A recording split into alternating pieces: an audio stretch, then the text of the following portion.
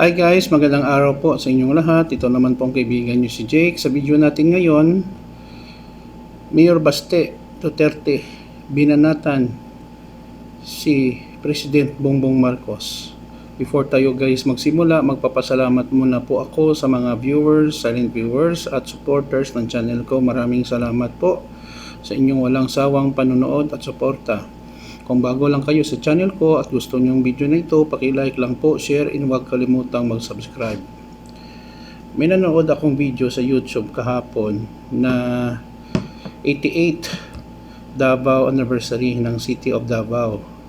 Nagsalita ang current mayor na si Mayor Sebastian Baste Duterte sa mga tao at pinanatan ang ating mahal na Pangulo, PBBM, President Bongbong Marcos. Sabi ni Mayor Baste, and I quote, "You will never be loved, Mr. Marcos. We will stand up and will fight back." Sabi niya daw, hindi daw dapat mahalin, no? Hindi minahal ng tao si President Bongbong Marcos. We will stand up and we will fight back.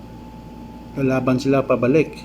And then may sinabi pa sa video na I will pray that you will finish your term. Medyo, kung tignan mo, medyo threat din, no? Ano ba, papatay ba si mahal natin na Pangulo? Or out of desperation kasi sinunod ni President Bongbong Marcos ang Interpol at pinahuli at pinadala doon sa ICC headquarters sa Hague, the Netherlands. Sa totoo lang, personal ko na opinion, ito po ay problema po na matagal, no? Ng former president natin, si Tatay Digong. May case na po ito at may warrant na.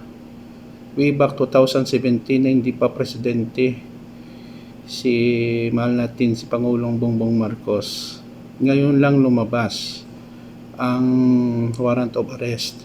Dapat kay Baste, no, Mayor Baste, binanatan niya si former Senador Trillanes kasi yun ang nag-complain sa ICC ng mga war crimes ng kanyang ama. Hindi naman ito kasalanan ni President Bongbong Marcos. Actually, mabait siyang presidente. He just following the law of the land na pinapairal ng International Criminal Court.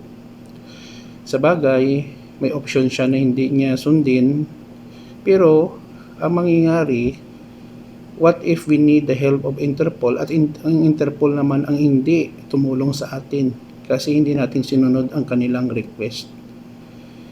Ito talaga si Mayor Baste. Parang feeling ko sobrang tapang. Feeling entitlement, no? So sana po ma-realize din ni Mayor Baste na ang politika ay hindi siyang permanent na kaibigan at kagalit, no? Sabi ng isang netizen, love of the country, yes, but not for the politiko. Kasi natamaan ang kanilang vested interest. Iba dito, this is not about your family, not even the Marcos. This is about the victims of crime against humanity that your father is facing. Those victims deserves justice. I repeat, justice. Spell it out. Kawawa naman, no, mga biktima ng EJK, extrajudicial killing. Ito maganda ng isang, sabi ng isang netizen. PBBM never an instigator and troublemaker. Hindi siya nagsisimula si Pangulong Marcos ng gulo. Your dad was the perpetrator of crime against humanity. And the victims are just beginning to get justice. Tama naman.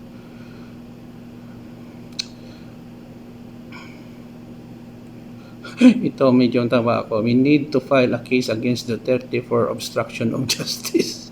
Bakit obstruction of justice?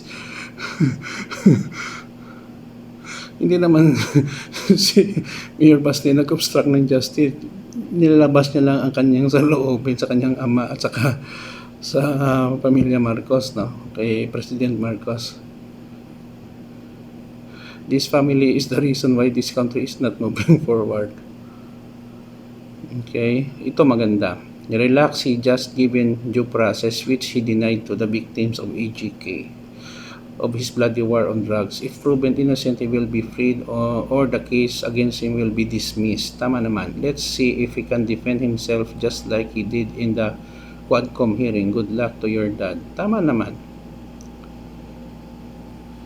Ito, you and your family are fighting for power and greed, not for the people.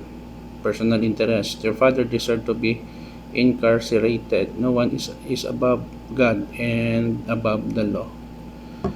So yun po guys, no. So ito, intindihan ko rin si Mayor Baste, no.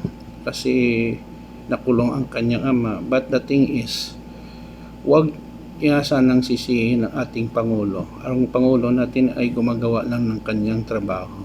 Yun lang po guys. Kung may comment kayo, pakilagay lang po sa comment section nating video, positive or negative. May mga baser na tayo na basa, pero okay lang guys. You are welcome to my channel. I love you all. So thank you sa panonood. Please like, share, and wag kalimutan mag-subscribe sa channel ko. Ingat po tayo guys. Thank you for your views and likes and comment. See you in the next video guys. Ito naman po kaibigan, Jake. Paalam.